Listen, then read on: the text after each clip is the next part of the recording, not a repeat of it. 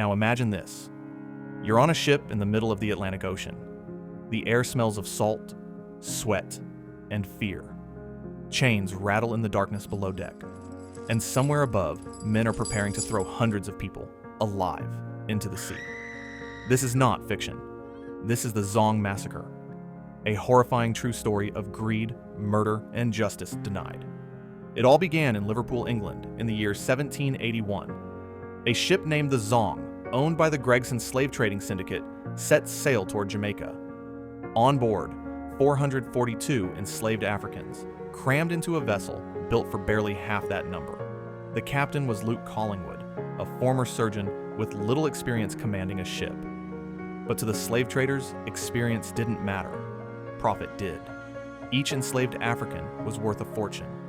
And to them, that meant human lives were merely insurance policies, waiting to be cashed.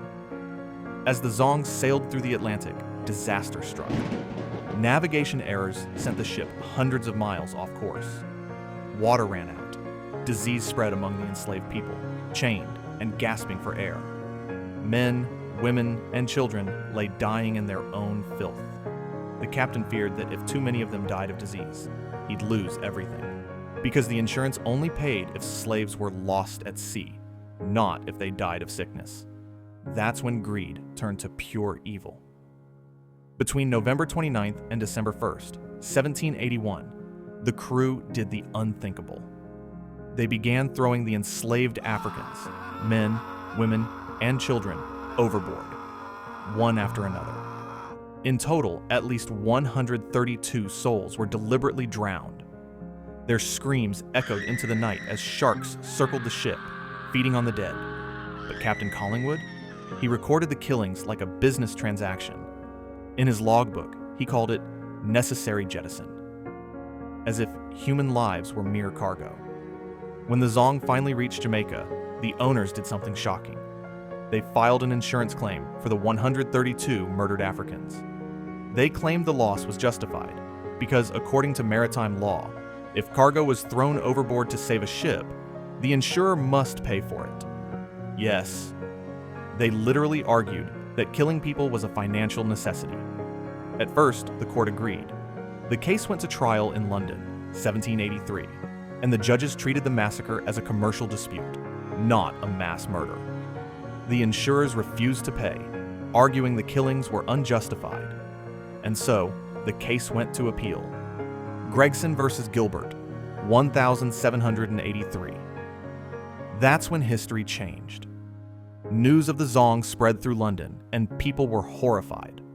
Olaudah Equiano, a former enslaved African, brought the story to the attention of Granville Sharp, one of the leading voices of the abolitionist movement. For the first time, the British public heard what really happened at sea, and they were furious. Sharp tried to bring murder charges against the crew, but the courts refused. To them, no crime had been committed, because in the eyes of the law, enslaved Africans were not people, they were property. The Zong Massacre became a rallying cry for abolitionists. It exposed the cruel heart of the slave trade, a system so corrupt it could turn murder into mathematics.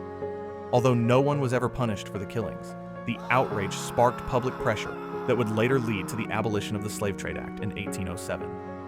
The souls of those drowned in the Atlantic were never forgotten. Their story became a symbol, a warning of how far humanity can fall when profit is placed above life.